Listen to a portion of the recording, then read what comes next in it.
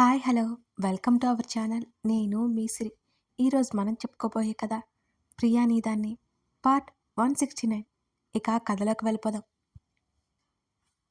అత్తకి నువ్వు తోడుగా లేకపోతే చాలా కష్టమైపోయేది అని అవని అంటుంటే నీరజ నవ్వింది. అమ్మ కదా, కూతురు బాధలో ఉంటే ఎలా వదిలేసి వెళ్ళిపోతుంది అని అంది రాధారాణి.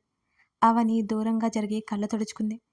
నాన్న మామయ్య వాళ్ళు వచ్చాక ఒకసారి పిలవండి, మాట్లాడాలి అని అంది అవని. నీరజ తలాడించింది అవని మాటలకు. అవని గదిలోకి నడిచింది. రిషికి బెయిల్ ఇచ్చారు. ఆమెలో కాస్త ఉత్సాహం రేకెత్తిచ్చింది. అతని తప్పు లేదని నిరూపించాలి, ఆ సబితకి చుక్కాలు చూపించాలి అని అవని కచ్చగా అనుకుంది. అదే ఆలోచనలో గదిలోకి వచ్చి తలుపులు వేసింది. రిషి పక్కనే భుజం దగ్గర పడుకుంది చిట్టి. అవని పెదవుల మీద చిన్న నవ్వొచ్చింది.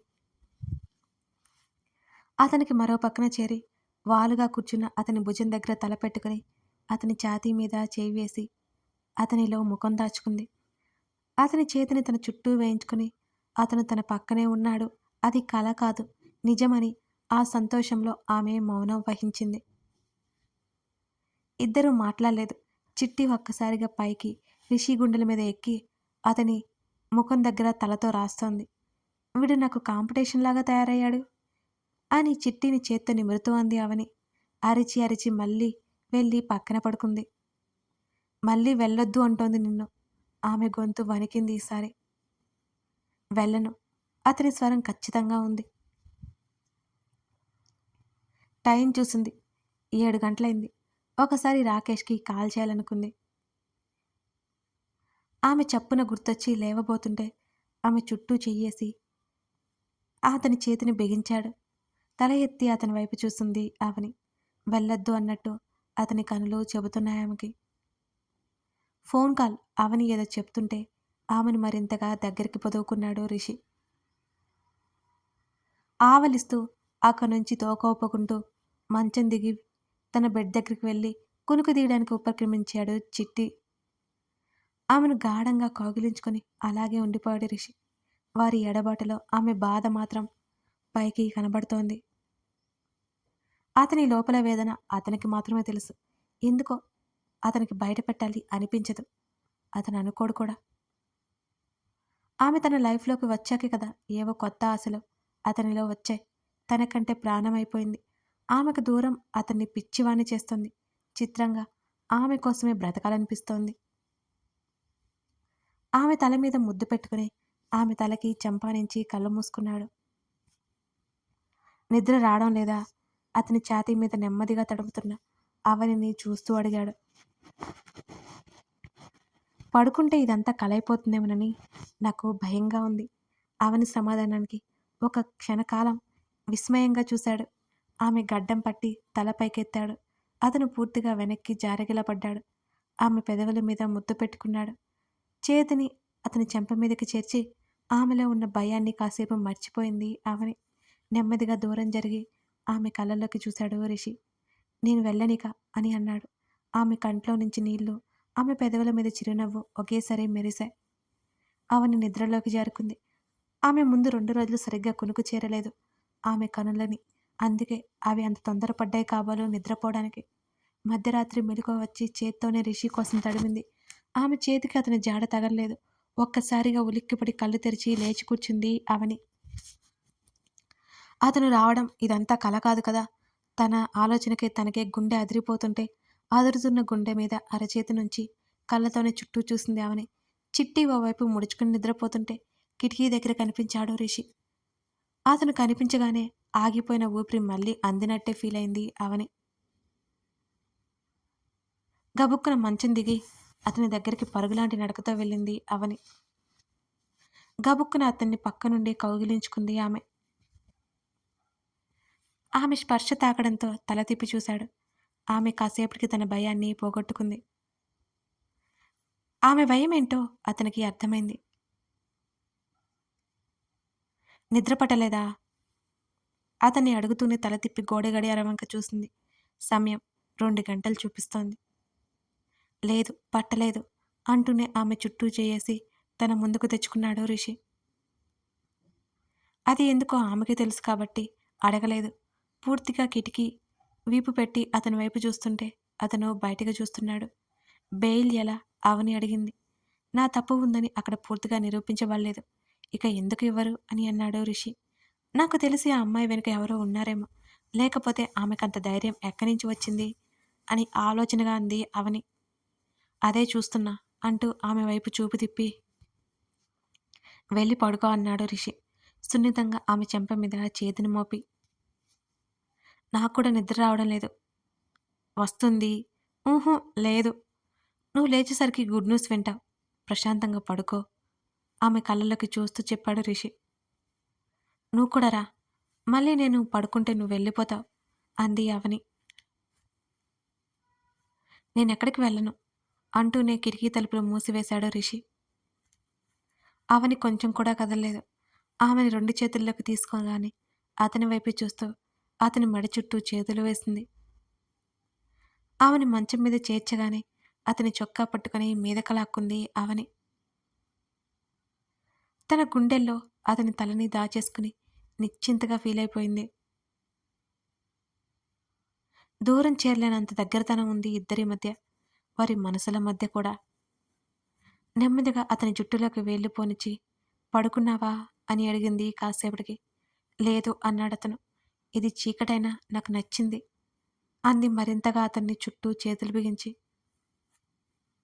అతను ఎందుకు అని అడగలేదు. ఎందుకో అతనికి తెలుసు కాబట్టి. కాసేపటికి అతను నిద్రలోకి జారుకున్నాడు. అతని చెయ్యి ఆమె నడుమును చుట్టేస్తే అతని ముఖం ఆమె హృదయం లోతుల్లో ఉంచి సేదతీరుతున్నాడు. మరునాడు ఉదయం రిషి నిర్దోషి అని న్యూస్ వస్తోంది. సబిత ఉద్దేశపూర్వకంగానే అతని ఇంట్లోకి జొరబడి అతని మీద కేసు వేసింది. అతను తిన్న ఫుడ్లో డ్రగ్ కలిపి అత్యాచార నేరాన్ని అతని మీదకు దోసింది. అందులో భాగంగా హోటల్ బాయ్, ఫేక్ సర్టిఫికేట్స్ ఇచ్చిన డాక్టర్ని, సబితని పోలీసులు అదుపులోకి తీసుకున్నారు. అంతకుముందు వరకు గొడవ పెట్టిన సంఘాలు కంటికి కనిపించలేనంతగా దాక్కున్నాయి. అతన్ని చంపాలి, ఉరితీయాలి అన్న నోరు ఒక్కటి కూడా వినబడ్డం లేదు. అదంతా చూస్తున్న రిషి రాహిణి తల్లిదండ్రుల సంతోషానికి అవధుల్లే. నెమ్మదిగా గార్డెన్లో నడుస్తున్నాడు రిషి. చిట్టి అక్కడే తిరుగుతూ ఆడుతోంది. అవనికి ఆలస్యంగా మెలకువ వచ్చింది. రాత్రంతా జరిగింది కల ఏమో అని మళ్ళీ సందేహమామలు. గబగబా అతని గదిలో నుంచి బాల్కనీలోకి వచ్చి కిందకి తొంగి చూసింది. రిషి గార్డెన్లో కనిపించాడు. ఆమె తయారయ్యి కిందకొచ్చింది. అవని రాగానే రాధారాణి అవని నోట్లో స్వీట్ పెట్టింది. అత్తయ్య ఏమైంది అని అవని అది నమిలేసి అయోమయంగా అడిగింది. ఇంకా తెలియలేదా నీకు? రిషి గార్డెన్లో ఉన్నాడు. టిఫిన్కి పిలుచుకురా నీరజ అవనికి పురమాయించింది. రాధారాణి పట్టుకున్న ప్లేట్లో స్వీట్ పట్టుకుని రిషి దగ్గరికి వెళ్ళింది అవని. త్వరగా టిఫిన్ చేస్తే మనం బయటికి వెళ్ళాలి అంటూ అతనికి ఎదురు వెళ్ళింది అవని. బయటకా? ఎక్కడికి అని ఆమెని చూశాడు రిషి. మనకి టైం లేదు. నువ్వే తప్పు చేయలేదని నిరూపించుకోవాలి కదా అంటూ అతని ముందు స్వీట్ ఉంచింది అవని. అతను ఆమె చేతిని వద్దన్నట్టు దూరంగా పట్టుకున్నాడు. ఆమె ఇంకా న్యూస్ చూడలేదని అతనికి అర్థమైంది. నువ్వెందుకు న్యూస్ చూడవు అని అడిగాడు. న్యూస్, పాలిటిక్స్ ఇలాంటివి కొన్ని ఉన్నాయి. అస్సలు నచ్చవు నాకు అవని పెదవి విరిచింది. అతను మాట్లాడడానికి నోరు తెరవగానే స్వీట్ నోట్లో కుక్కి అతని చూపులకి కాస్త జంకి, ఎందుకలా చూస్తావు? స్వీటే కదా, తింటే ఏమైపోయింది అని తను పెట్టడాన్ని సమర్థించుకుంది అవని. ఆమె చుట్టూ చేయేసి దగ్గరికి లాగి, మనం కేసులో విన్ అయ్యాం. అతని పాకెట్లో ఉన్న ఫోను తీసి న్యూస్ చూయించాడు రిషి. అది చూడగానే గబుక్కున ఫోన్ లాక్కుని మళ్ళీ మళ్ళీ చూసింది అవని. గబగబా న్యూస్ అంతా చూసి తల ఎత్తి అతని ముఖంలోకి చూసింది సంభ్రమాశ్చర్యాలతో. ఇదంతా నిజమా? అవని మెరుస్తున్న కళ్ళతో రిషి వైపు చూస్తూ అడిగింది. అవును అన్నట్టుగా అతను తల ఊపి నెమ్మదిగా పంకించి చెబుతుంటే కీచుగా అరిచి అతన్ని కౌగిలించుకుంది అవని. ఎంత మంచి న్యూస్! అందరికీ చెప్పి వస్తాను. ఆనందంతో పరుగులు పెట్టడానికి సిద్ధంగా ఉన్న అవని చేతిని పట్టుకున్నాడు. వెళ్ళబోతూ వెనక్కి తిరిగి అతని వైపు చూసింది. అందరికీ తెలుసు. అవునా, అందుకే నా అత్తయ్య స్వీట్ పంచడంలో బిజీగా ఉన్నారు. అసలు ఎలా అవని ఉత్సాహంగా అడిగింది. తర్వాత మాట్లాడుకుందాం పదా అని ముందుకు వెళ్ళబోతున్న అతని చొక్కా పట్టుకుని ఆపింది అవని. అతను ఆగి వెనక్కి తిరిగి చూశాడు. ప్లీజ్ చెప్పు. ఆమె మరింత ఆతృతగా అతని ముఖంలోకి చూసింది. అవని అవని లోపల నుంచి నీరజ కేకలు వేస్తోంది. ఆ వస్తున్నాం అని తిరిగి కేక వేసి చెప్పు చెప్పు ముందుకు కదలకుండా అక్కడే ఉంది అవని. తర్వాత క్లియర్‌గా చెప్తాను కదా! పద. ఆమె చేతిని సున్నితంగా పట్టుకుని లోపలికి నడిచాడు. ఆమెతో పాటు రిషి. తనను మర్చిపోయి వెళ్తున్నా అనుకుని చిట్టి తోక ఊపుకుంటూ వాళ్ళ వెనకే పరిగెత్తింది.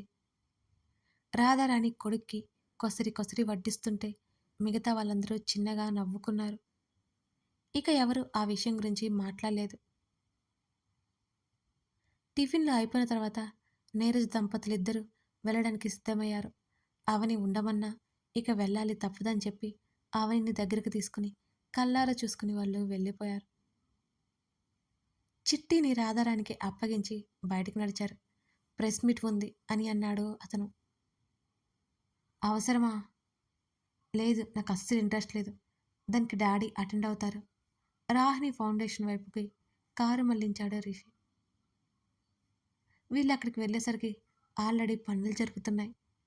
రిషి ముఖంలో ఏ భావం కనిపించకపోవడం అవనిని ఆశ్చర్యపరిచే విషయం.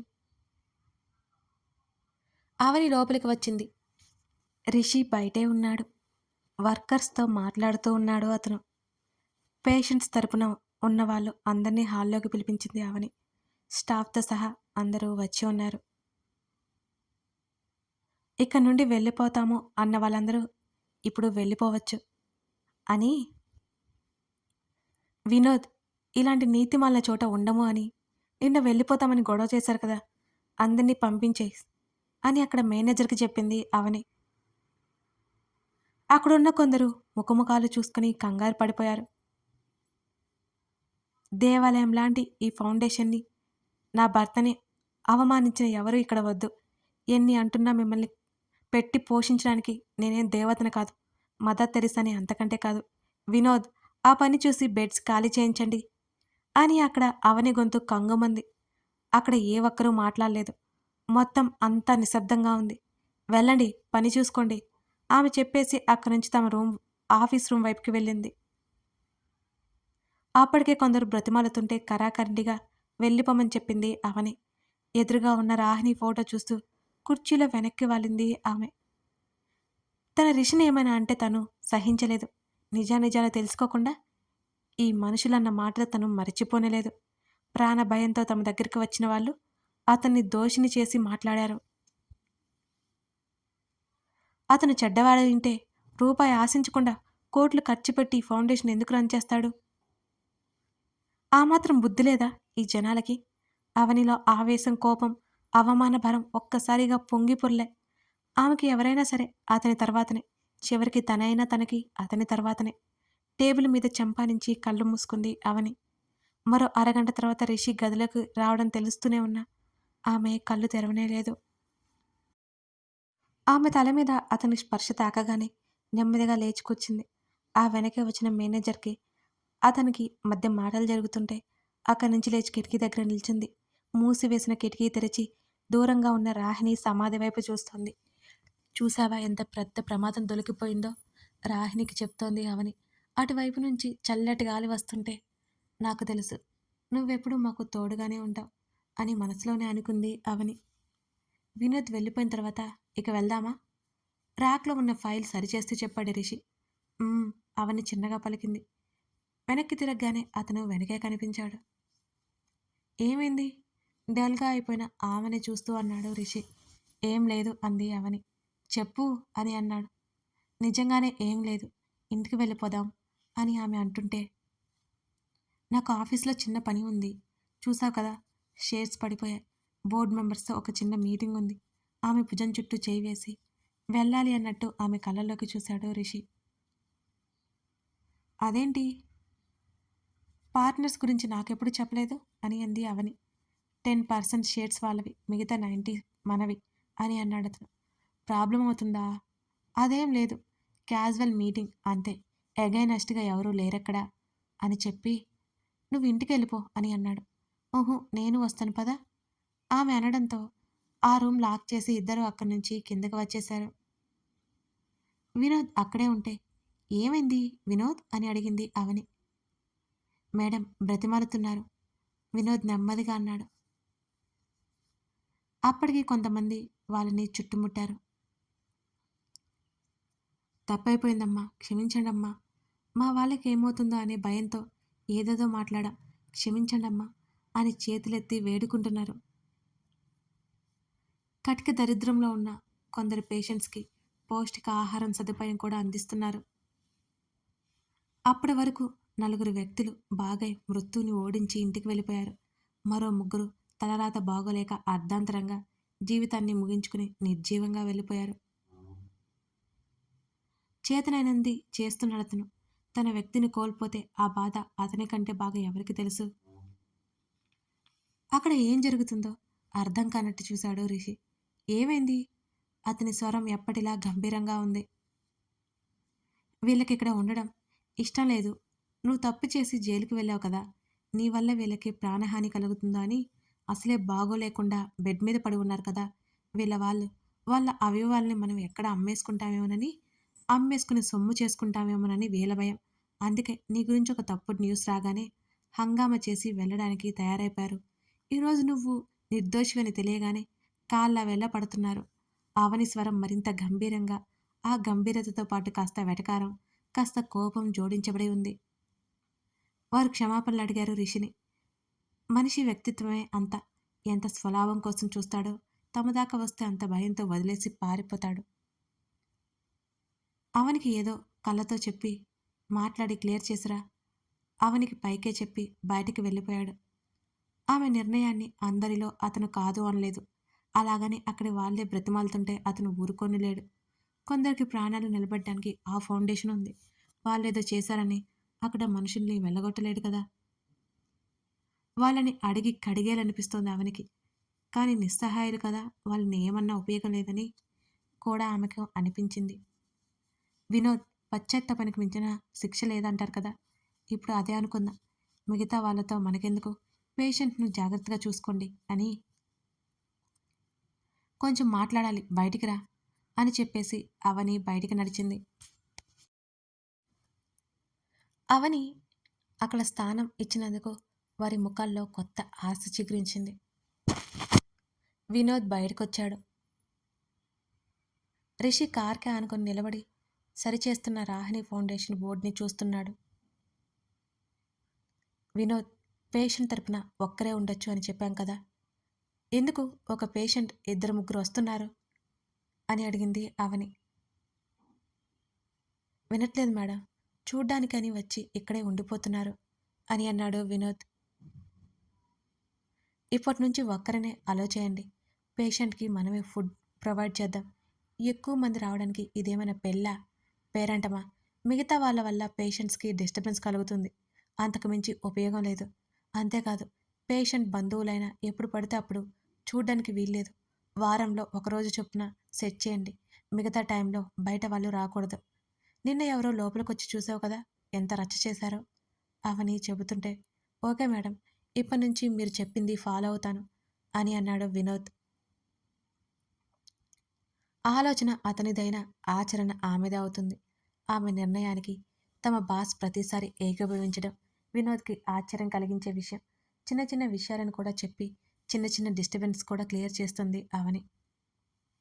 డాక్టర్ ప్రభు వస్తారు. ఫుడ్ మెనూ గురించి చెప్తారు. ఫాలో అవ్వండి. ఫుడ్ క్వాలిటీలో తేడా రాకుండా చూసుకోండి. ఇవన్నీ మీరే చూసుకోవాలి వినోద్.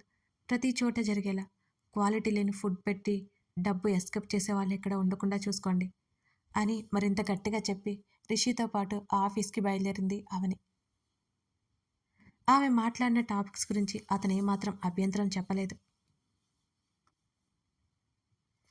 హెల్త్ మినిస్టర్ ఫండ్స్ ఇచ్చాడా లేక ఊరికే పిలిచాడా? అవని గొంతులో ఇంకా కోపం తగ్గనే లేదు. ఇస్తే ఇవ్వాలి, లేకపోతే తిప్పించుకునే వాళ్ళంటే అవనికి చిరాకు. ఇచ్చాడు. పబ్లిసిటీ కావాలి కదా వాళ్ళకి. ఫండ్స్ బాగొచ్చాయి. వారికి కావాల్సింది వారు ఇంత ఇచ్చినట్టు పేపర్లో పడాలి అంతే కదా అని అన్నాడు అతను.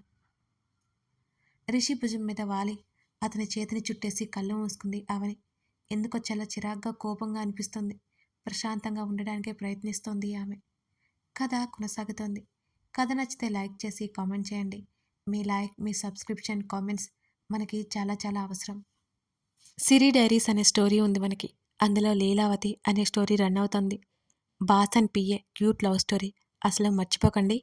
కింద డిస్క్రిప్షన్లో స్టోరీ లింక్ ఇస్తాను. Thank you for watching this video.